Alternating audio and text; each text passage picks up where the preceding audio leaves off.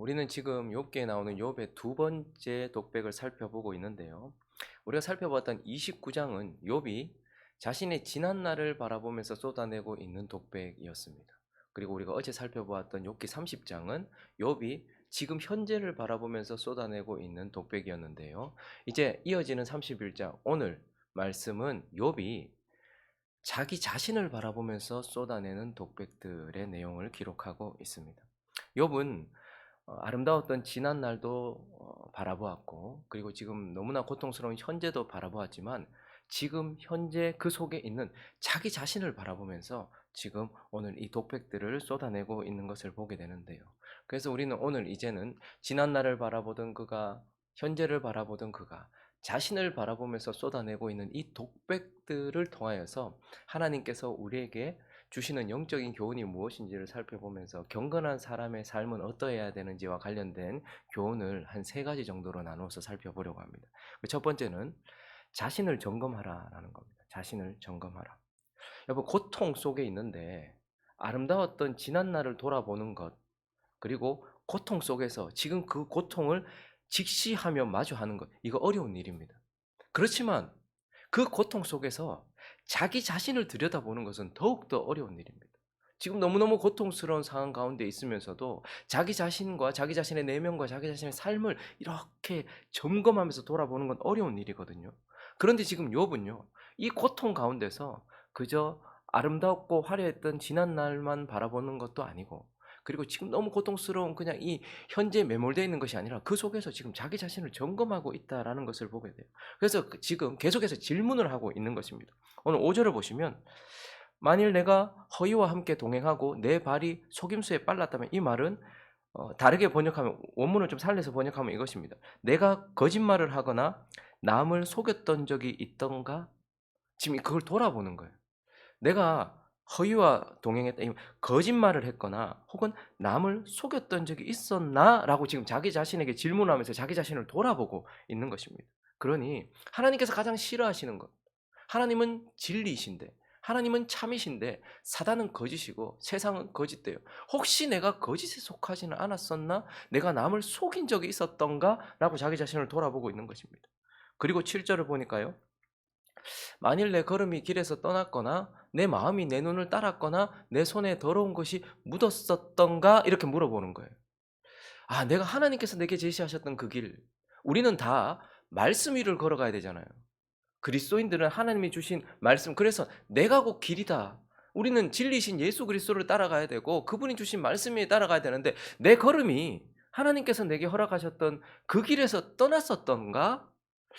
그리고 또 내 마음이 더러운 육신의 정욕에 따라서 잘못 갔었던가? 자기 마음도 돌아보고 있고, 내 행위, 내 손이 나쁜 짓을 했었던가? 지금 자신의 길과 자신의 마음과 자신의 행위까지 돌아보면서 내가 그랬었던 적이 있었던가? 이렇게 지금 얘기하고 있는 거예요. 그리고요, 9절도 보시니까요, 만일 내 마음이 여인에게 유혹되어 이웃의 문을 엿보아 문에서 숨어 기다렸었던가? 내가 혹 음란한 마음으로 여인들을 바라보았었나? 내 마음에 음란이 있었나? 혹은 그것을 실행하려고 무슨 짓을 했었던 적이 있었던가? 라고 이렇게 음란에 대하여서 돌아보고 있는 거예요. 그리고 좀 더 나아가서 13절부터 보시니까, 내가 종들이 많았는데 남종이나 여종이나 나와 더불어서 쟁론할 때 내가 그의 권리를 내가 함부로 그들에게 대했었던 적이 있었던가? 이렇게 지금 또 이야기를 하고 있고, 16절도 보시면 이번에는 가난한 자의 손, 가난한 사람들을 내가 함부로 대한 적이 있었나? 혹은 힘없는 과부의 눈으로 하여금 실망하게 했었던 적이 있었나? 그리고 17절도 보면, 내가 내 혼자 채우고 내 주변에 하나님께 주셨던 그 고아에게 그 조각을 먹이지 않고 그렇게 했었던 적이 있었나? 그리고 19절도 내가 사람이 의복 없이 죽어가는 것을 보거나 가난한 자가 덮을 것이 없는 것을 내가 봤으면서도 못 본 채 한 적이 있었던가? 그리고 나의 양털로 그의 몸을 따뜻하게 입혀서 그의 허리가 나를 위하여 복을 비게 하지 내가 혹시 내가 책임져야 될 사회적 책임, 약하고 연약하고 부족한 자들, 그러한 자들에게 내가 내 책임을 다하지 않은 적이 있었던가? 그리고 도와주는 자가 성문에 있음. 그러니까 아마 법적으로 높은 사람들이 있을 거 아니에요. 내가 뭐 법을 함부로 해도 뭐 나를 커버해 줄 사람이 있었기 때문에 주먹을 들어서 고아를 향해 때리고 이렇게 포악한 짓을 한 적이 있었던가? 이걸 지금 다 돌아보고 있는 거예요. 지금 욥은 고통 속에 있으면서 과거도 돌아봤지만, 그리고 너무 고통스러운 현재를 직시하고 있긴 하지만, 근데 그 속에서 지금 자기 자신을 이제 이 마지막 자기의 독백을 통해서 내가 혹시 내 마음이나 내 행동이나 혹은 내가 사회적 어떤 관계 속에서 이러한 적들이 있었던가라는 자기를 점검하고 끊임없이 질문하면서 그것을 바라보고 있는 거예요. 대부분 보면 저 사람이 나한테 뭘 잘못한 건 없는가? 사람이 남한테 빌려준 건 잘 기억을 못해도 내가 빌려준 건 다 기억하거든요. 그런 식으로 우리는 자꾸 남을 중심으로 기억하는 경향이 있고 돌아보는 경향이 있어요. '저 사람이 나한테 그렇게 하진 않았나? 저 사람이 지금 나한테 적하고 있는 건 아닌가?' 뭐 이런 생각. '하나님이 나한테 지금 그러시는 건 아닌가?' 이게 아니라 욥은 지금 내가 지금 하나님 앞에서 사람들 앞에서 이러한 행동들을 한 적이 없었던가? 그것들을 지금 점검하고 있다는 것을 보게 돼요. 이것을 통하여 하나님 우리에게 말씀하세요. 너희도 고통이 너에게 찾아왔거나 너에게 어려운 일이 있을 때 너희 자신을 점검하라는 거예요. 그래서 자기 자신을 점검해 봤을 때 욥처럼 거기에 대하여 흠이 없으면 좋으려니와, 만약에 점검했을 때 거기에 대하여서 우리가 '아 내가 그때 그랬었구나.' 하면 어떻게 해야 돼요? 곧바로 돌이켜야 돼요. 회개하면 되는 거예요. 그래서 하나님은 지혜로운 사람, 경건한 사람은 고통 가운데서 자기 자신을 점검해 봐라. 네 자신의 마음과 생각과 뜻과 행동과 관계와 모든 것들을 점검하라라고 우리에게 가르쳐 주고 있는 것입니다. 그리고 또 하나, 이 욥의 마지막 독백, 이것을 통해서 하나님 우리에게 자기 자신을 돌아보면서 하고 있는 이 독백을 통해서 하나님 또 한 가지 우리에게 말씀하시는데, 두 번째는 바로 죄의 대가를 인정하고 그것을 치를 마음을 가지라는 거예요. 여러분 지금 욥이 대단한 것은 자기를 점검한다라는 거예요. 내 마음이 그러지는 않았었던가? 내 행동이 그러지는 않았었던가? 그리고 그것을 찾아서 조목조목 따져보고 있는 거예요. 그런데 욥은 그냥 '아 내가 이렇게 잘못했고 아 요런 것들이 있구나.'라는 걸 생각만 하는 것이 아니라, 지금 반드시 내가 만약에 죄를 범했다면 혹은 잘못을 했다면 '내가 그 죄에 응당한 대가를 치르겠다.'라는 자기의 마음을 피력하고 있는 것을 보게 됩니다. 오늘 가만히 그냥 자기 자신만 돌아보는 게 그냥 반성하는 수준이 아니에요. 그가 이렇게 말하고 있습니다. 7 절을 보시면 "만일 내 걸음이 길에서 떠나 혹은 내 마음이 내 눈을 따랐거나 내 손에 더러운 것이 묻었다면 아유 어떡하지?"가 아니고 8절 읽을까요? 시작.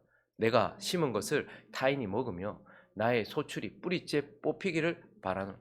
에이 뭐 그랬으면 막 "내 죽여라." 이게 아니라 "그랬다면 그의 응당한 대가를 하나님께서 주실 때 내가 반드시 받겠습니다."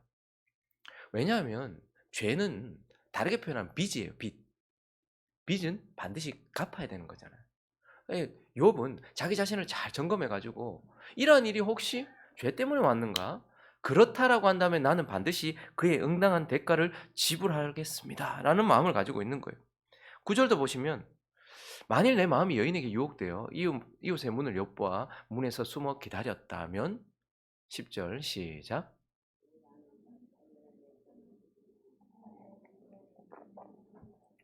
"내가 남에게 했던 행동 그대로 하나님께서 내게 갚으신다 할지라도 나는 그걸 인정하겠습니다." 이거예요.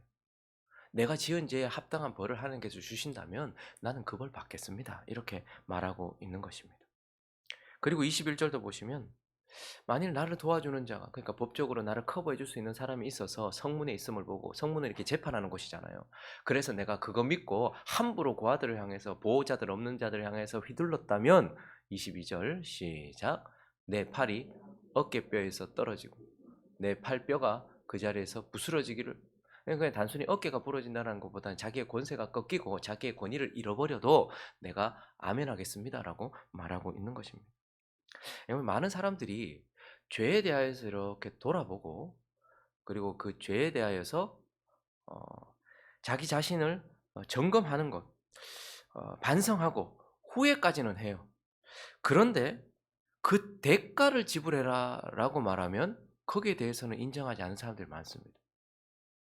"네가 이런 죄를" "아 예 그렇군요. 아 내가 그런 죄를 지었" 후회까지는 하는데, 그렇기 때문에 "그 죄에 대해 응당한 대가를 지불해라."라고 말하면 거기에 대해서는 "아 싫습니다."라고 말하는 사람들이 많아요. 다 가인 같아요. 창세기 4 장을 가 보시면 가인이 큰 죄를 저질렀잖아요.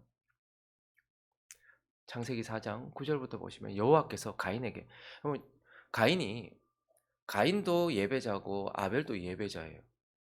그런데 가인은 자기가 드리고 싶은 것을 드렸고 자기 마음대로 드렸고, 아벨은 하나님이 원하시는 대로 그 양과 그 기름으로 드렸어요. 그랬는데 하나님이 자기 예배를 안 받으셨어요. 거기에 대한 안갚음을 동생에게 합니다.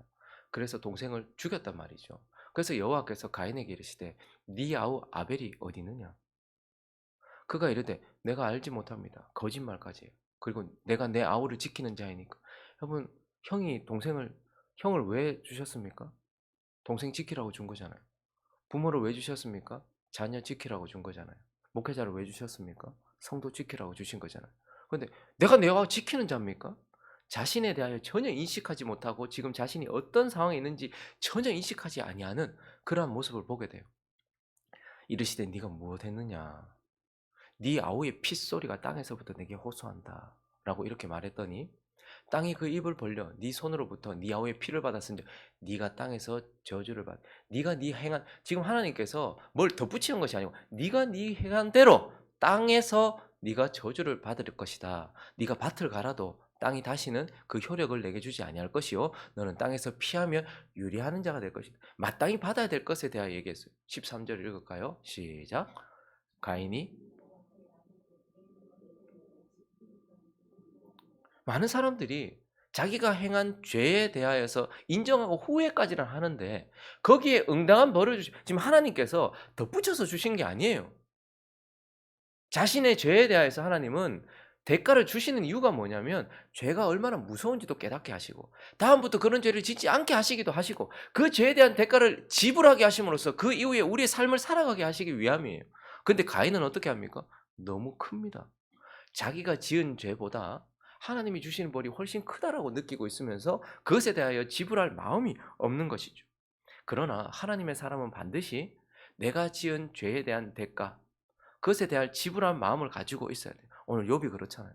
내가 만약에 이렇게 했다면 하나님, 나는 이렇게 대가를 받겠습니다. 이렇게 이야기를 하고 있는 것을 보게 돼요. 다윗도 그랬습니다. 역대상 21장을 가보시면 그가 말년에 하나님을 믿기보다는 자신이 쌓아놓은 업적을 좀 보고 싶었던 것 같아요. 그래서 인구를 조사합니다.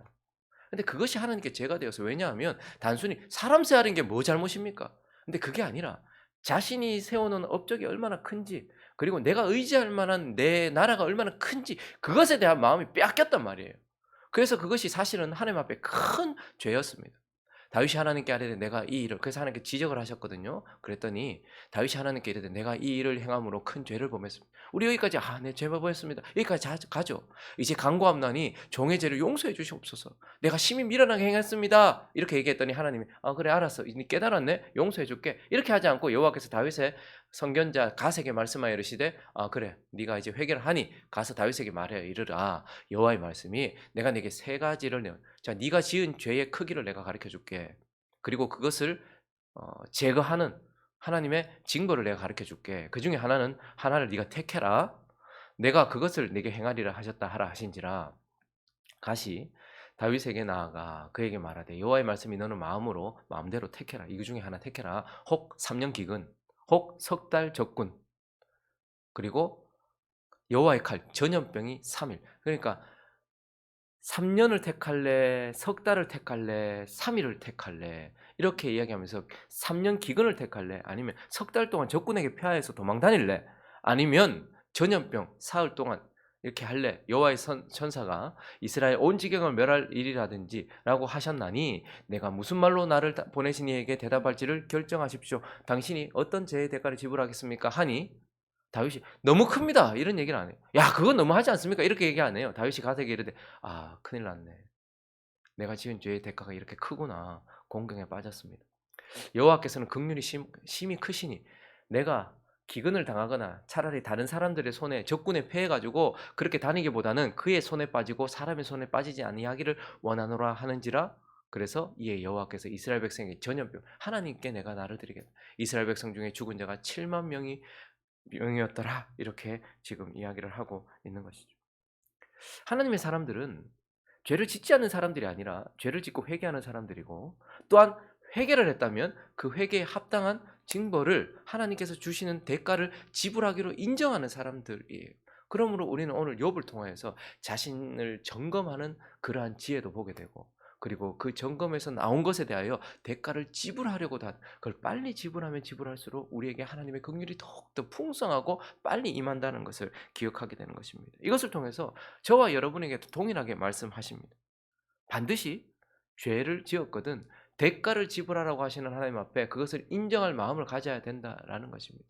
자기를 돌아보고서, 그리고 하나님이 주시는 만큼 그것을 인정하는, 세상에는 공짜가 없습니다. 하나님이 죄인된 저와 여러분을 구원하기 위해서도 자기의 아들의 핏값을 내셨는데, 우리가 하나님의 자녀가 되고 난 이후에 그 하나님의 영광을 땅에 떨어뜨린 죄를 짓고도 아무렇지도 않게 그냥 넘어갈 것이, 그걸 은혜라고 말하면 안 됩니다. 은혜는 하나님께서 나를 놓지 않는 순간을 말하는 거예요. 죄를 지었을 땐 그에 응당한 합당한 벌을 받고, 그래서 고아에게는 없고 아비가 있는 자에게만 있는 것이 뭐예요? 고아는 아무것도 징벌 받지 않아요. 하고 싶은 대로 행하는 거예요. 그래서 옛날에 제일 큰 욕이 뭐예요? 애미 없는 것들은 하나님은 우리를 그렇게 두시지 않는 거예요. 하나님은 언제나 우리를 은혜로 대하시는 거예요. 그래서 그렇게 행하지 못하도록 하나님께서 그렇게 하신다. 그래서 죄의 대가를 인정한다라는 것입니다. 마지막으로 한 가지를 더 살펴볼까요? 오늘 욥의 마지막 이 독백을 통해서 하나님 우리에게 또 주시는 영적인 교훈은 바로 언약에 신실하라는 거예요. 언약에 신실하라. 여러분, 자꾸 우리는 언약이라는 개념을 자꾸 잊어버리는 것 같아요. 오늘 욥이 자신을 돌아보면서 쏟아내고 있는 이 독백 속에서 자기 자신을 어떻게 인식하고 있는가 하면, 그는 하나님 앞에 서 있는 도덕적 존재로 자기를 인식하지 않아요. 그러니까 신이 있으니 신 앞에서 우리는 착하게 살아야 되고 신이 원하신 대로 살아야 된다, 이렇게 신 앞에 서 있는 도덕적 존재로 자기를 인식하는 게 아니에요. 그는 하나님 앞에서 하나님과 약속한 존재로 자기를 인식하고 있는 거예요. 하나님과 언약을 맺은 관계 속에 있다라고 인식을 하고 있는 겁니다. 그래서 1절과 2절을 보시면, 내가 내 눈과 약속한, 내가 스스로 하나님 앞에 약속을 했는데 어찌 처녀에게 주목하겠느냐. 내가 하나님 앞에서 이렇게 살지 않겠다고 약속을 했는데, 그리했다면 위에 계신 하나님께서 내리시는 분깃이 무엇이겠으며 높은 곳에 전능자께서 주시는 기업이 무엇이겠느냐. 그러니까 욥은 하나님 앞에서 내가 이렇게 살겠습니다라고 하나님과 언약을 맺은 존재로 자기를 인식하고 있단 말입니다. 그래서 4절을 보시면 그가 내 길을 살피시는데 내가 착하게 사나 나쁘게 사나 이걸 살피신다는 게 아니에요. 내 걸음이 지금 어떻게 잘 똑바로 가고 있나 아닌가, 그걸 살피신다는 것이 아니라 언약을 맺은 관계 속에서 그가 어떠한지를, 하나님은 언약 관계에 있는 우리를 살피신다라고 자기 자신을 인식하고 있고, 하나님 또한 그 언약 관계 속에서 나를 살피신다고 인식하고 있는 것입니다. 그러해요. 하나님은 하나님의 백성들과 언제나 피로 맺은 관계이기도 하지만 언약 관계로 우리를 맺으셨단 말입니다. 그래서 성경 전체가 뭐예요? 약속이에요, 전부. 그래서 하나님은 하나님의 백성과 약속을 하십니다. 아담과 언약을 맺으셨습니다. 노아와 언약을 맺으셨습니다. 아브라함과 언약을 맺으셨어요. 다윗과 언약을 맺으셨어요. 하나님 백성 이스라엘 전체와 하나님은 언약을 맺으셨어요. 그래서 그 이후에 하나님은 무엇을 바라보십니까? 내가 착하게 사나 나쁘게 사나 그게 아니에요. 그 언약에 신실한가 안 한가, 그걸 하나님은 늘 확인하시는 것입니다. 그래서 우리가 언약에서 벗어났을 때, 하나님과 맺었던 언약에서 벗어났을 때 우리에게 어떤 일이 일어나죠? 훈계가 일어나요. 그래서 이스라엘 백성들이요, 하나님과 맺었던 언약에서 벗어나면 뭐가 오냐 하면 선지자들이 그때부터 일어나요. 그래서 훈계하기 시작해요. 너희 지금 하나님과 이렇게 언약해놓고 왜 이렇게 사니? 너 하나님 앞에 이렇게 하기로 약속해놓고 왜 이렇게 사니? 선지자들이 온단 말입니다. 근데 대부분 그런 선지자들이 오면 어떻게 하죠? 돌로 쳐 죽이고 다 쫓아내고 이렇게 해요. 그러면 우리에게 뭐가 오죠? 훈계 다음에 징계가 와요. 언약에서 벗어났기 때문이에요. 우리가 나쁜 짓을 했기 때문이 아니고, 우리가 지금 나쁘게 살기 때문이 아니라 하나님과 맺었던 언약에서 벗어났기 때문에 하나님은 훈계를 하셨다가 징계를 하시는 거예요. 그리고 이스라엘 백성들이 망했던 이유가 뭐예요? 그들이 못됐기 때문입니까? 언약을 깨뜨렸기 때문이에요. 그들이 하나님과 맺었던 언약을 깨뜨렸기 때문에 하나님께서 어떻게 하시는 거예요? 그들에게 멸망을 허락해. 너희가 이렇게 한다면 너희가 끌려갈 것이다. 너희가 이방인들에게 끌려갈 것이다. 언약하셨던 대로 그렇게 하시는 거예요. 그래서 하나님은 언약을 맺으시는 그러한 분이시고, 우리를 언약 관계 속에서 지금 살펴보고 계시는 분이시다라는 말입니다. 그래서 오늘 이 마지막 23절을 마무리하면서 욥이 뭐라고 말합니까? 나는 하나님의 재앙을 심히 두려워하고 그의 위험으로 말미암아 그런 일을 할 수 지금 계속 재판과 관련된 언어들을 지금 욥이 쓰고 있거든요. 뭐예요? 하나님과 이렇게 언약을 맺었기 때문에 내가 하나님과 맺은 언약에서 충성하면 하나님이 나를 붙드실 것이고, 만약에 거기에 합당치 않으면 그 언약 맺은 대로 내게 뭔가 올 것이라는 것, 내가 그것을 심히 두려워해서 나는 그의 위험으로 말미암아 그런 일, 나는 언약을 깨트리는 할 수 없다. 나는 그럴 수 없다. 내가 왜 다른 여인과 함께 하지 못해요? 나는 내 아내와 언약을 맺었기 때문이에요. 하나님 앞에서. 내가 왜 목회를 할 때도 함부로 하지 못해요? 착하게 살기 위해 아니에요. 하나님 앞에서 우리가 위임식을 할 때 어떻게 했습니까? 하나님 앞에 약속을 했어요. 우리 모두가 다 이것을 인식하라고 하나님 오늘 욥을 통해서 말씀하십니다. 너희들 예수 믿는다라고 세례를 받을 때 너희가 하나님은 이제 나의 주인이십니다. 그분은 나의 구주십니다. 그리고 이제 내가 주님의 말씀대로 살겠습니다. 이렇게 언약을 맺을 때 억지로 했더냐?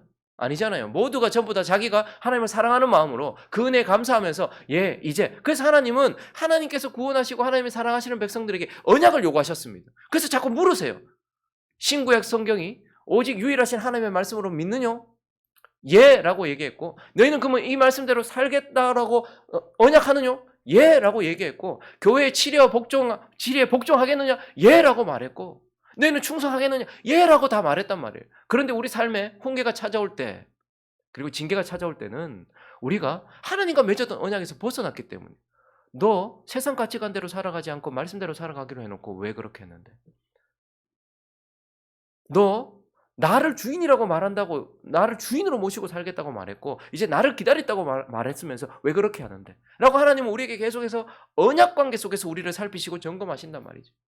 그래서 욥을 통해서 하나님 우리에게 너희는 하나님과 언약관계 가운데 있다.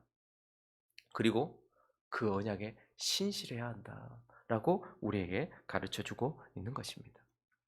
말씀을 정리하겠습니다. 어떤 분이 수심 가득한 얼굴로 몇 주를 계시다가 저에게 이제 얘기를 했어요. 좀 오래된 이야기인데 왜 그러시냐고 물어봤더니 배가 너무 아프다는 거. 음식을 먹으면 소화도 안 되지만 너무 아프대요. 그럼 뭐라고 말하겠어요, 제가. 병원 가보십시다. 일단 내시경 한번 해보시고. 그러니까 그래서 못 하겠다는 거. 혹시 내시경 하면 이거 자기가 암일 것 같대. 이거 지금 너무 오래됐는데 너무 아프다고. 음식을 먹으면 너무 아프다고. 그럼 가봐야죠. 빨리 그 점검을 해봐야 되지 않겠습니까? 했더니 그래서 못 가겠다고. 내가 암인 것 같다고. 그게 무서워서 못 가겠다는 거예요. 결국 한참을 지나서야 병원에 갔는데 암이 아니었어요. 암은 아니었어요.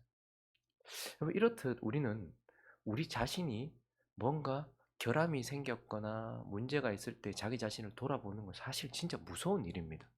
두려워요.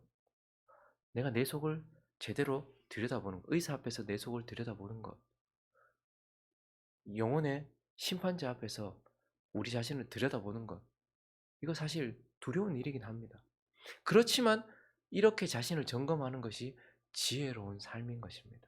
주님 앞에 서기까지 우리가 일상 속에서 그리고 고통 가운데서 나 자신을 점검해 보는 것, 그리고 혹 거기서 내가 벗어난 것이 있다면 언제든지 어떤 대가를 지불하더라도 돌이키려고 인정하는 것, 그리고 내가 지금 하나님과 언약 관계 속에 있다라는 것을 기억하면서 그 언약에 신실하게 살기로 다짐하는 것, 이게 지혜로운 삶이라는 것을 기억하면서 욥의 독백을 통하여 하나님께서 우리에게 가르쳐 주신 대로 우리도 자신을 점검하고 자신을 변화시키며 언약의 신실한 삶을 살아가기로 다짐하는 저와 여러분 되시기를 예수 그리스도의 이름으로 축원합니다.